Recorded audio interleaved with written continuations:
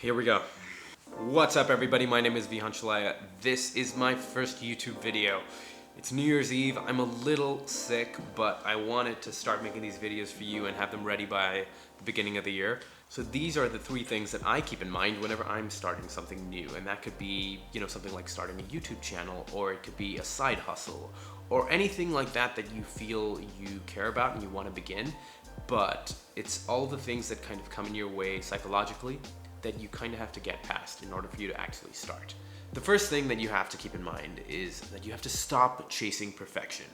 This is often the biggest excuse that almost all of us give ourselves when we're starting something new. It's because we want to overanalyze and we overprepare. But if we're unable to get past this, then we can never really start on what we want to start. This is called analysis paralysis. Understand that if you are able to get past this is one of the hardest hurdles to actually beginning what you want to start. So in my case, if you're starting, making YouTube videos or something like that, you can get stuck on feeling like you don't have the right equipment or you've not prepared a strong enough script. But all of these are in fact excuses that you tend to give yourself. It's important to remember that perfection is something that is iterative. So you have to begin to be able to improve upon it. So just start, and eventually you learn what you're doing wrong and what you're doing well, and you'll improve upon the things that you need to, and you'll get to that perfection. But stop using perfection as an excuse and just get started. The second point is that you have to focus on the process. So with anything that we venture into, whether it's something that's creative or something that's part of your professional life, we always want to do well and we want to succeed. This could mean getting enough people to recognize the work that you're doing, or getting your business to perform well financially. And often feeling like something might not do well can deter you from ever starting something that you care about.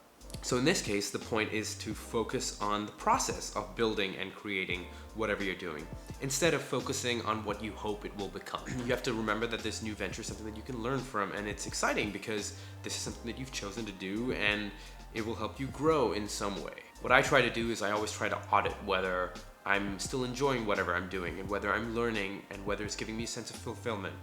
Because only if you are truly enjoying what you're doing will you be able to put in the consistent work that it requires for you to actually succeed. Alright, so the third point that I want to highlight is that you have to lean into the opportunity.